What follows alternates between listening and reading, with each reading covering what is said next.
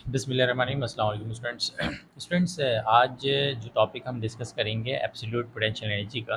Normal तौर पे being a student, जब मैं स्टूडेंट था तो भी मैं इसकी डेरिवेशन से बहुत घबराता था, और यकीनी तौर पे आप लोगों को भी मेरे ख्याल से बहुत मुश्किल डेरिवेशन लगती होगी।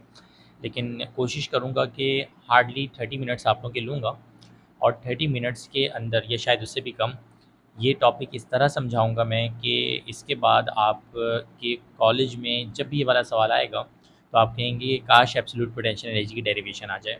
इतने आसान करके समझाने की कोशिश करूँगा, तो लिहाजा तवज्जो के साथ सुनिएगा। और मेरी रिक्वेस्ट होगी कि जब आप इस सवाल को कंप्लीट कर लें, मतलब मेरा पूरा लेक्चर देख लें, तो उसके बाद सिर्फ़ और सिर्फ 10 से 15 मिनट इस टॉपिक को याद करने में लगाइएगा, और एक दफ़ा फिर राइट अपने रजिस्टर में या कॉपी में टेस्ट दे दीजिएगा खुद से बगैर देखे। तो इंशाल्लाह अज़्ज़ा वजल बोर्ड के पेपर में अगर ये आ जाता है सवाल, तो कभी आपको प्रॉब्लम होगी नहीं। अच्छा, चलते हैं एब्सोल्यूट पोटेंशियल एनर्जी पे। देखो, एब्सोल्यूट पोटेंशियल एनर्जी को मैं अगर रफली समझाऊँ, तो एब्सोल्यूट पोटेंशियल एनर्जी की बहुत सिंपल सी डेफिनेशन होती है। याद रखिएगा, पोटेंशियल एनर्जी क्या होती है कि अगर बॉडी सरफेस ऑफ अर्थ से ऊपर जा रही है, तो जैसे जैसे ऊपर जाती रहेगी उसकी पोटेंशियल एनर्जी क्या होती रहती है, इंक्रीज़ होती रहती है। और अगर नीचे आ रही होती है तो पोटेंशियल एनर्जी क्या हो रही होती है, डिक्रीज़ हो रही होती है। तो एब्सोल्यूट पोटेंशियल एनर्जी का कॉन्सेप्ट बहुत सिंपल सा होता है कि अगर बिल फर्ज कोई बॉडी मूव कर रही है इन्फिनिटी से किसी भी पॉइंट पे, ठीक है, यानी कि इसकी सिंपल से डेफिनेशन क्या बनाएंगे हम कि एब्सोल्यूट, तवज्जो के साथ सिर्फ देखते जाइएगा, हाथ के हाथ याद होता जाएगा। ये देखो, absolute potential energy at a point, absolute potential energy at a point is the amount of work done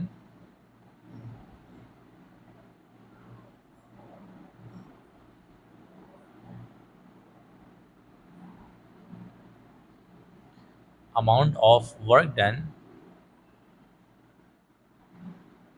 in moving a body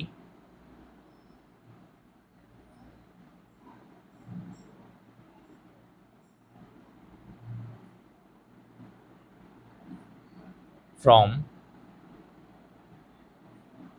infinity। अब इन्फिनिटी का मतलब एक ऐसा डिस्टेंस कि जिसका हमें जिसकी कोई हद ना हो, इनफाइनाइट डिस्टेंस, ठीक है, फ्रॉम इन्फिनिटी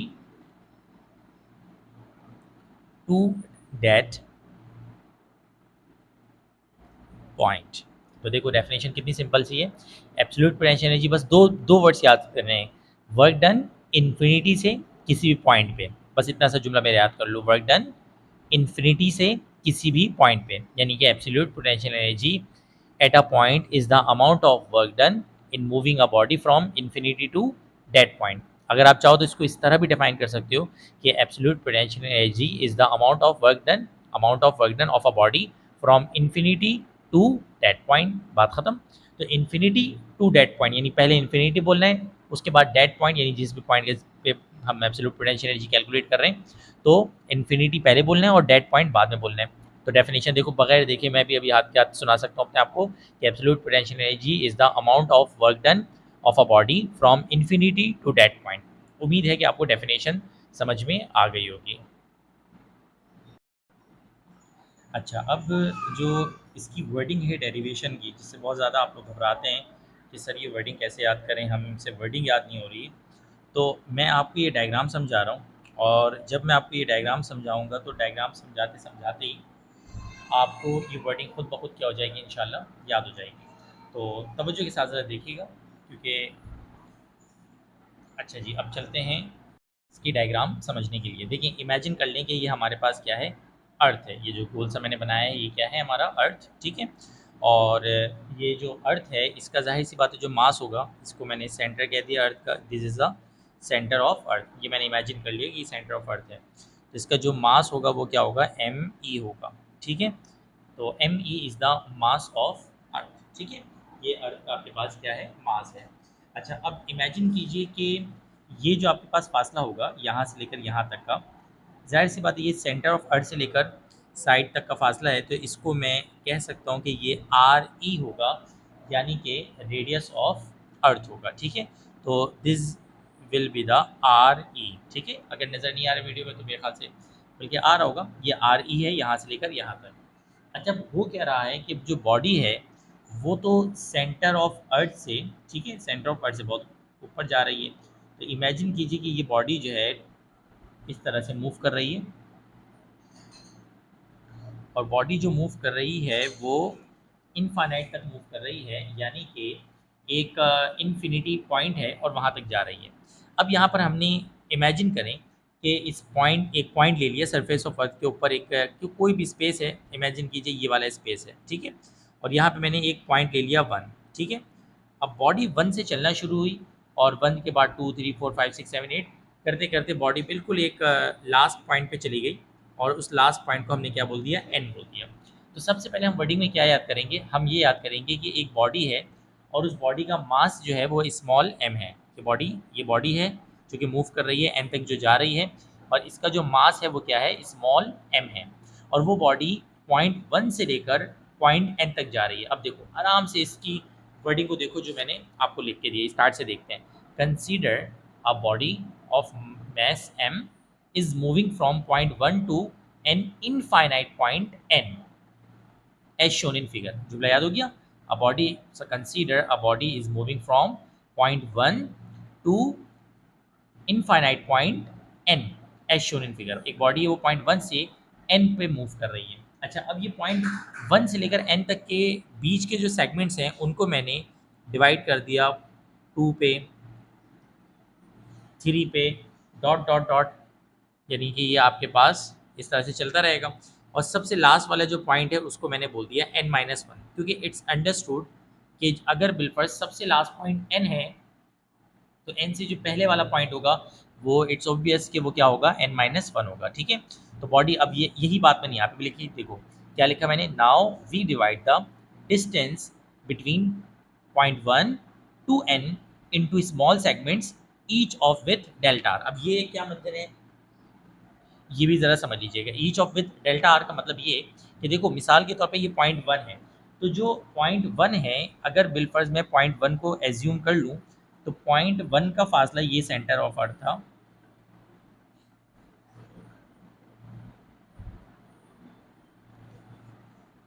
ज़रा समझिएगा इस बात को बहुत रिलैक्स होकर। ये आपके पास सेंटर से फासला है ना यहाँ से, ठीक है।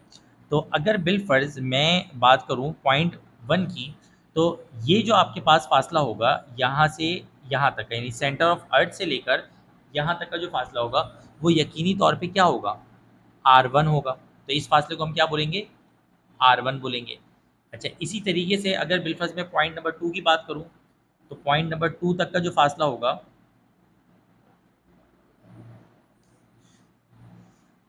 आर ई से लेकर यहाँ तक का, देखो डायग्राम मैं आप लोगों के सामने इसी वजह से बना रहा हूँ ताकि आपको भी बनाना समझ में आए कि कैसे बनाया जा रहा है सिलसिला डायग्राम का। तो ये वाला जो फासला है, अगर ये वाला फासला r1 था तो यकीनी तौर पे ये वाला जो फासला होगा वो क्या होगा, r2 होगा। इसी तरह ये मैं अगर इस फासले को बनाऊंगा दिस वन, तो ये वाला फासला क्या कहलाएगा, r3 कहलाएगा, फिर r4 कहलाएगा। हम इतनी लंबी कर ही नहीं रहे, हम इसके बाद डायरेक्ट चले जाए r1 r2 के बाद डायरेक्ट हम चले जा रहे हैं rn-1 पे। अब यहाँ पे कंफ्यूज मत होइएगा कि आप कहेंगे बुक में तो सर r1 r2 r3 के बाद r4 भी दिया हुआ है, तो भाई r100 तक दिया हुआ, हम अपना काम करेंगे, ठीक है। तो यहाँ से अब मूव कर जाएँ आप डायरेक्ट इस वाले पॉइंट पे, तो ये हमारे पास जो फासला होगा ये क्या होगा, rn-1, ऐसा ही है। और अगर n की बात करें हम, तो ये जो फासला होगा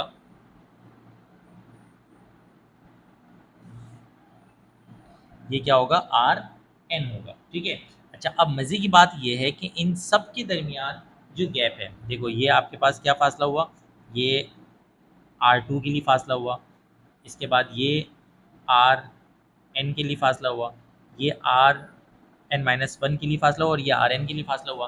अब बोलने वाली बात ये है कि इन तमाम के दरमियान जो सेगमेंट गैप है, यानी r1 से लेकर r2 का फासला, यानी 1 से 2 का फासला, या 2 से 3 का फासला, या n-1 से n का फासला, ये सारे सेगमेंट्स बराबर हैं, या ये सारे फासले जो बराबर हैं ये किसके बराबर हैं, डेल्टा r के बराबर है। ये सारे फासले किसके बराबर हैं, डेल्टा आर के। सो अब अगर ओवरऑल आप पूरे को पढ़ेंगे तो यही पढ़ेंगे कि देखो अब स्टार्ट से मैंने क्या किया, मैंने कहा consider a body is moving from point one to infinite point N as shown in figure.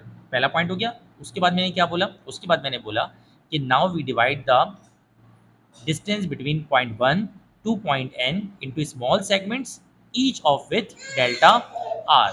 हर चीज की जो विथ है वो डेल्टा आर के बराबर है। तो ये भी बात आपको समझ में आ गई। Now we divide the distance between point one to N into small segment each of with delta. अब हम करेंगे क्या, देखिए एक बात याद रखिएगा कि ग्रेविटेशनल जो फोर्स है ना, उसका जो फॉर्मूला अब हम करेंगे कि पॉइंट वन पे फोर्स निकालेंगे, पॉइंट टू पे फोर्स निकालेंगे और उसका फिर मीन निकाल लेंगे। कैसे निकालेंगे ज़रा देखिएगा। आपको अच्छी तरह पता है, आप जानते हैं कि न्यूटन्स लॉ ऑफ ग्रेविटेशन कहता है कि एफ का फॉर्मूला होता है, since F is equal to G m1 m2 upon R square, यही होता है। ये तो जनरल फार्मूला हो गया। तो अब मैं कहूँगा कि hence the gravitation force at point one will be. तो अब अगर पॉइंट वन की बात करें तो पॉइंट वन की जो फोर्स है उसको हम क्या बोलेंगे, एफ वन बोलेंगे। जो पॉइंट वन की फोर्स है उसको हम क्या बोलेंगे, F one.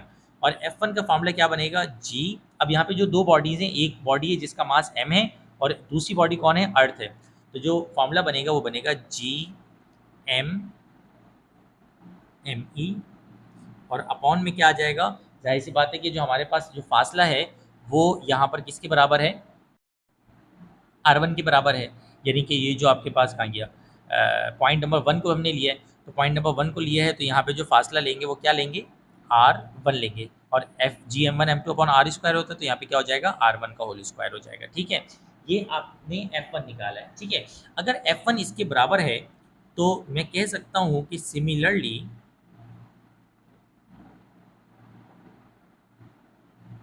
Eight point two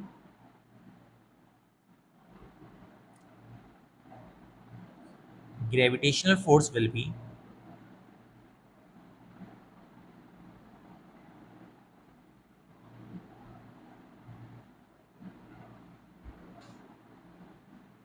point number two पे जो ग्रेविटेशनल फोर्स होगी वो किसके बराबर होगी। अब वो देखो, अगर F1 इसके बराबर है तो इस इट्स अंडरस्टूड कि F2 बराबर होगा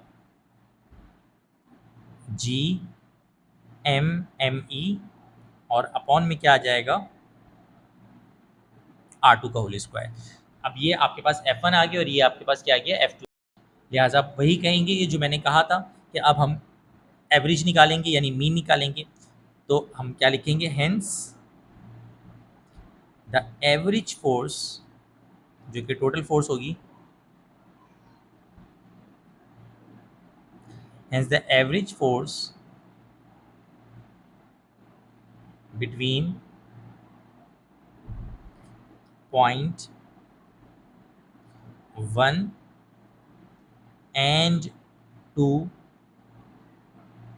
will be, जो एवरेज फोर्स होगी पॉइंट वन और टू के दरमियान वो क्या होगी। अब हम एवरेज कैसे निकालते हैं, आप सबको ही पता है कि एवरेज निकालने के लिए आप जो दो फोर्सेज हैं उनको क्या करेंगे, प्लस करेंगे, और डिवाइड किससे कर देंगे, टू से कर देंगे। यानी F1 को F2 में प्लस करेंगे और डिवाइड किससे कर देंगे, टू से कर देंगे।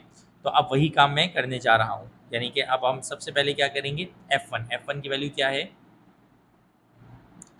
जी एम एम ई, और अपॉन में क्या आ जाएगा, आर वन स्क्वायर। ठीक है, प्लस F2 की वैल्यू क्या है, जी एम एम ई, और अपॉन में क्या आ जाएगा, R2 का स्क्वायर, और होल डिवाइड में, इसको हम यहाँ से हटा देते हैं। लाइन हमेशा जो होल फ्रैक्शन है उसके बराबर में होनी चाहिए। डिवाइडेड बाई क्या आ जाएगा, टू आ जाएगा।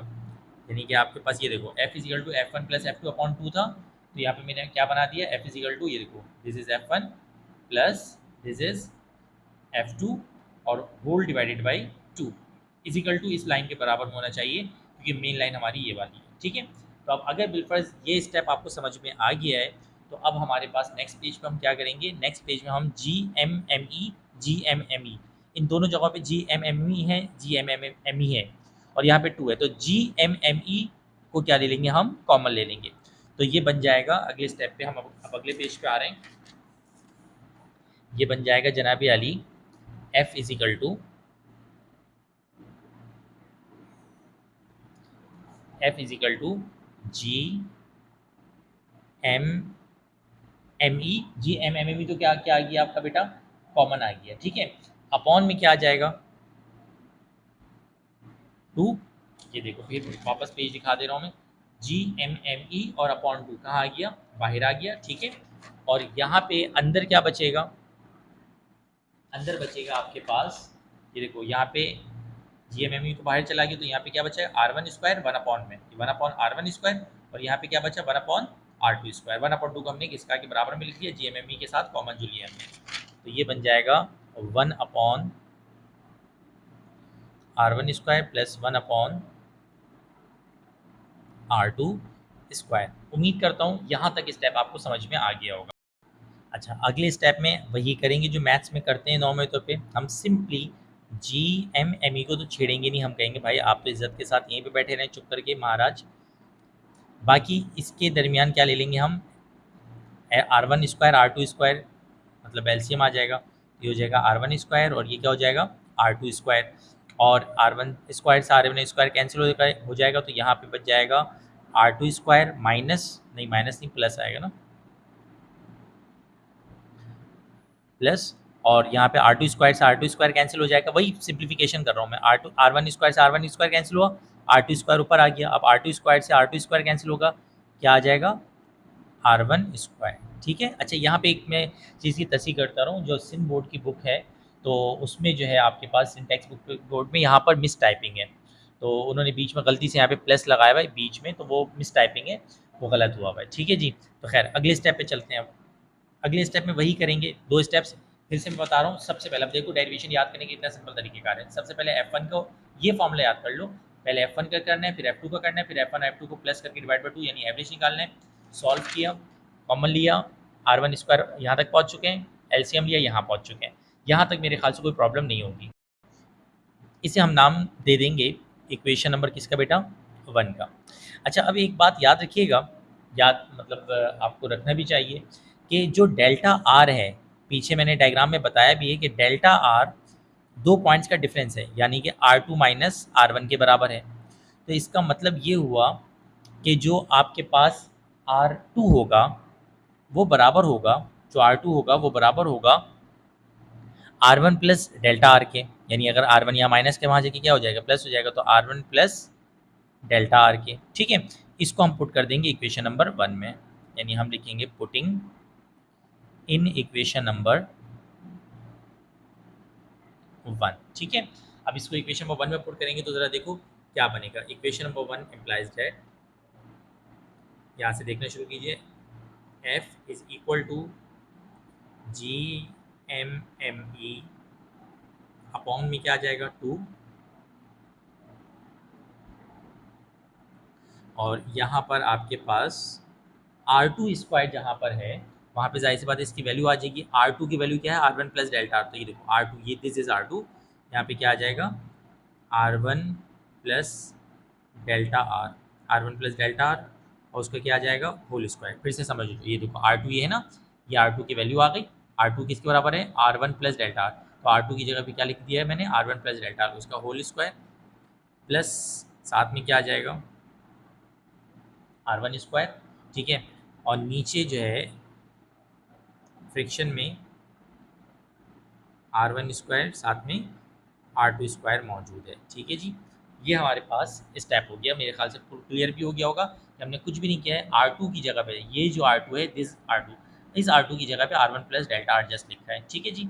अब अगले स्टेप में वही फार्मूला लगाएंगे, बड़ा मशहूर फार्मूला है, ए प्लस बी का होल स्क्वायर बराबर होता है ए प्लस बी का whole square is equal to A square plus two A B plus क्या होता है बी स्क्वायर। अब सिर्फ मैथ्स चल रही है और कुछ नहीं हो रहा है, तो लिहाजा अगले स्टेप में एफ इजिकल टू हो जाएगा, F is equal to G M M E तो ऐसे ही रहेगा, अपॉन टू भी ऐसे ही रहेगा, और जनाब अली देखें ए प्लस बी का होल स्क्वायर क्या है ए स्क्वायर, तो आ जाएगा R one square plus two A B, तो two R one into delta R, ठीक है, प्लस बी स्क्वायर का मतलब डेल्टा आर का होल स्क्वायर, ये ऊपर का वो पूरा खुल गया है। अब यहाँ पे साथ में क्या मौजूद है आर वन स्क्वायर, ठीक है, A square plus 2ab plus B square और फिर उसके बाद प्लस करके r1 स्क्वायर और होल डिवाइड में हमारे पास क्या आ जाएगा बेटा, r1 स्क्वायर और साथ में r2 स्क्वायर। ठीक है, ये स्टेप भी मेरे ख्याल से क्लियर हो गया होगा। अच्छा, अब इसके बाद हम बहुत सिंपल सा काम करेंगे और वो ये कि याद रखना डेल्टा आर बहुत स्मॉल सेगमेंट है और जो स्मॉल होता है उसको क्या कर देते हैं, निगलेक्ट कर देते हैं। तो लिहाजा हम क्या करेंगे, यहाँ पर हम बड़ा सिंपल सा काम करेंगे। हम कहेंगे कि सिंस, ये जुमला हमेशा याद रखिएगा जब भी मैं डेरिवेशन करवाता हूँ यही वर्ड यूज़ करता हूँ, since delta R is very small so we are neglecting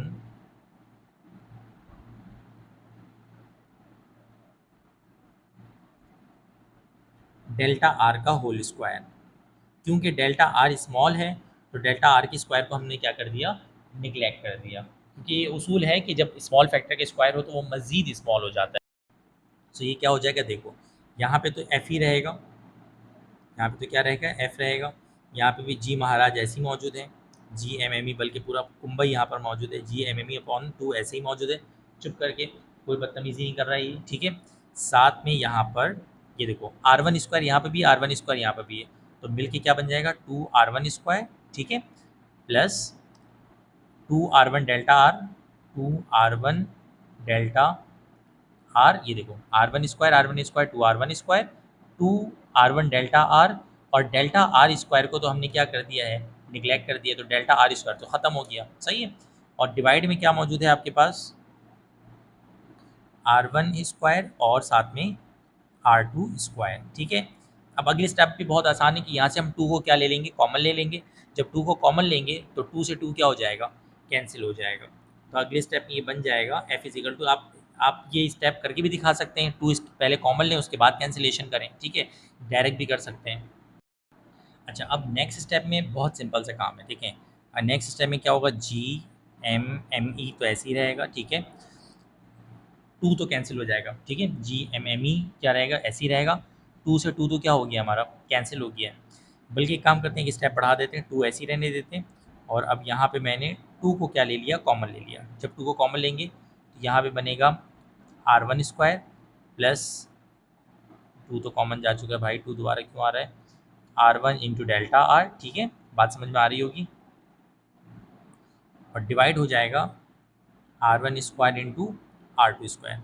अब देखो सिंपली हमने 2 से 2 को क्या कर दिया, कैंसिल कर दिया। अच्छा, 2 से 2 तो कैंसिल हो चुका है, लेकिन पिक्चर में भी एक बहुत बड़ा ट्विस्ट बाकी है, और वो ये कि f तो ऐसे ही रहा, जी एम एम ई भी ऐसे ही रहा। ठीक है, अब जो मज़े वाली बात है वो ये है कि ये देखो ये है r1 स्क्वायर। अच्छा, यहाँ पे अगेन बुक में मिस टाइपिंग है। ठीक है, तो r1 स्क्वायर प्लस r1 ऐसे ही रहा। ठीक है, r1 ऐसे ही रहा, और डेल्टा आर ऊपर हमने पढ़ा था ना, r2 माइनस आर वन के बराबर है, तो डेल्टा आर की जगह पे आ गया r2 माइनस r1। ठीक है, और डिवाइड में आ गया आपके पास r1 स्क्वायर और साथ में r2 स्क्वायर। अब इसको हम फर्दर सॉल्व कर लेंगे, जब फर्दर सॉल्व करेंगे तो ये बनेगा जी एम एम ई। ठीक है, जी एम एम ई अब आया अपनी जगह पे, और साथ में आ गया ये देखो r1 स्क्वायर प्लस साथ में r1 और r2 मल्टीप्लाई कर जाएंगे तो ये बन जाएगा r1 इंटू r2, और फिर r1 इससे देखो r1 r2 से मल्टीप्लाई करेगा तो ये बनेगा होल मल्टीप्लाई है ना, और फिर r1 इससे मल्टीप्लाई करेगा तो बनेगा माइनस r1 का होल स्क्वायर, और डिवाइड में क्या आ जाएगा r1 स्क्वायर और r2 स्क्वायर। अब देखिए यहाँ पे हो क्या रहा है, ये r1 स्क्वायर प्लस का है और ये r1 स्क्वायर माइनस का है, तो प्लस r1 स्क्वायर से माइनस r1 स्क्वायर क्या हो जाएगा, कैंसिल हो जाएगा। तो एक और कैंसिलेशन हो गई। तो एक और स्टेप देख लीजिए, ये बन जाएगा जी एम एम ई। ठीक है, और G M M M E के बाद यहाँ ऊपर में बच रहा है r1 और r2, और नीचे में बच रहा है r1 square upon r2 square. अब इससे होगा क्या कि r2 स्क्वायर है ना, तो इस स्क्वायर से ये r1 कैंसिल और इस स्क्वायर से ये r2 कैंसिल। ठीक है, दोनों की कैंसिलेशन हो गई। तो लिहाजा अगले पेज पे क्या बचने जा रहा है, अगले पेज पे बचेगा f is equal to G M M E. ठीक है, जी एम एम ई हमारे पास ऊपर बचा, और नीचे गरीब का बच्चा बच गया r1 और r2। नीचे बच गया R1 और R2, और this is our equation number, कौन सी बनेगी ये, इक्वेशन नंबर 1 अभी हमने बनाई है ना, तो ये बन गई हमारी इक्वेशन नंबर 2। तेजी के साथ देख लेते हैं। देखिए सबसे पहले नंबर पे आपने वर्डिंग लिखनी है, डायग्राम बनानी है। सेक्शन सी का सवाल होगा, अगर ये होगा 8 नंबर का सवाल आएगा। ये आपने F1 निकाला पहले, फिर क्या निकाला F2, फिर एवरेज निकाला आपने, फिर उसके बाद सॉल्व करके आपने इसको कॉमन लेके अभी सिर्फ और सिर्फ F निकाल रहे हैं, और आपने सॉल्यूशन करके क्या निकाल लिया, F निकाल लिया। पहला स्टेप जहन में रखना। देखो डेरिवेशन याद करने के लिए करेंगे क्या, जहन में रखेंगे हमें F1 निकालना है, F2 निकालना है, फिर एवरेज निकाल के पूरा सॉल्व करते करते F निकालना है। यहाँ तक हम पहुँच गए और इक्वेशन नंबर हमने 2 निकाल लिया। अच्छा अब हम करेंगे कैलकुलेट वर्क, क्योंकि हमें तो वर्क निकालना है। तो अब निकलेंगे निकालें कहेंगे हम कि hence work done from point 1 to 2 will B, 1 से 2 का जो वर्क होगा वो किसके बराबर होगा। अब देखो वर्क अगर हम निकालते हैं वर्क 1 से 2 का, तो इट्स ऑब्वियस कि W बराबर होता है एफ डी कॉस थीटा के, ठीक है ना। W इज इक्वल टू क्या होता है, F इंटू डी के बराबर होता है। तो लेकिन यहाँ पर क्या होगा, क्योंकि हमें वर्क निकालना है 1 से 2, यहाँ पे W में लिखा 1 से 2, तो एफ बी जो आएगा वो क्या आएगा, 1 से 2 का एवरेज आएगा, ठीक है।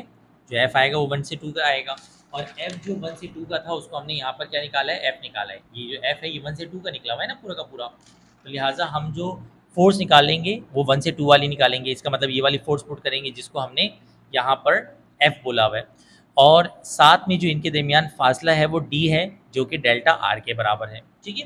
तो इन शॉर्ट ये अगर हमें वर्क डन निकालना है 1 से 2 पॉइंट की तरफ, तो work done from 1 point to 2 point is equal to F into delta R. यहाँ पे 1 2 इस वजह से मैं नहीं हटा दे रहा हूँ क्योंकि मैंने पॉइंट 1 से 2 की जो फोर्स है उसको एफ ही बोला हुआ है, ठीक है।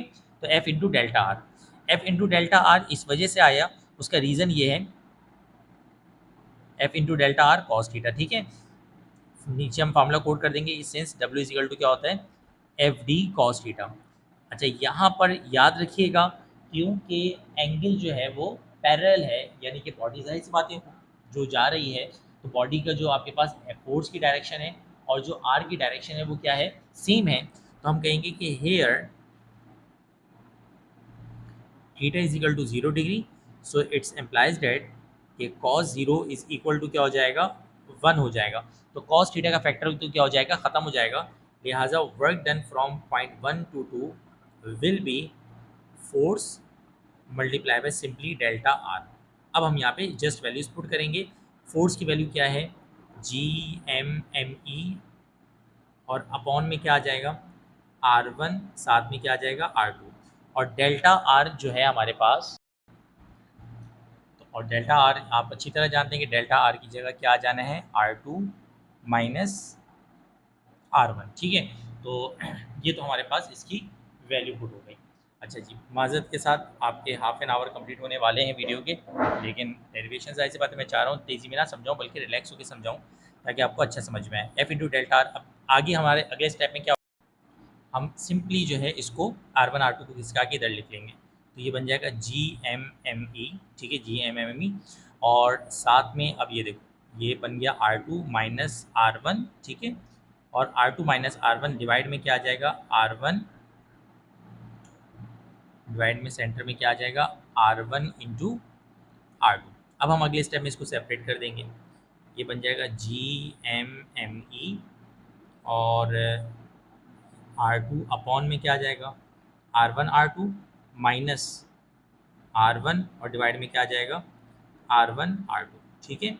अब R1 से सिंपली क्या होगा, इस R1 से ये R1 कैंसिल और इस R2 से ये R2 कैंसिल, तो लिहाजा सिंप्लीफाई कंडीशन में क्या हो जाएगा, सिंप्लीफाई कंडीशन में हो जाएगा G m m e